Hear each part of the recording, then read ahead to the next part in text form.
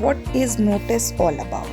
This is one of the formal way of communication, and this is a kind of news which is shared among particular persons or a group of persons. This can be an invitation to a meeting, an announcement of any event, to issue certain instructions or make appeals, etc. It is generally written and then pasted at a public places, for example on the notice board of the school or colleges. So this is all about the notice. Now come to the next point, that is what kind of format we use for writing any notice.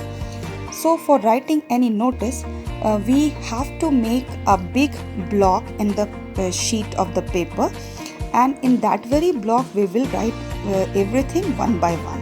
That means right at the top of the center we will write the name of the organization or the institution or the school or the college which is issuing this notice. Then just below to that, the second step, that is we will write the title, that is this paper sheet is focusing over what, that is notice. This is a notice we are giving, that is why we will write. And students, we will write the notice in a capital form. Then comes the heading, that is on what topic we are going to give this notice, so that will come. Then comes the date, that will be written at the right side, and that we can write either in a formal way or we can write in a digit form also. Then comes the body, that is it should be written to the point, or we can say it should cover all the aspects of the message which we are trying to give through this notice. Now at the last we will write the name of the person who is writing this notice with his or her designation. That will be written at the bottom of the sheet at the left side.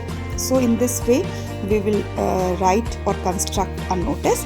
Now let's summarize it. Actually this notice functions over 5 W's. That means first, that is what this notice is all about. That means it should cover the event which is already happened or something that is going to happen. Then comes the second W, that is where, the place or the location where the event has taken place or is going to take place. Then comes the third W, that is when.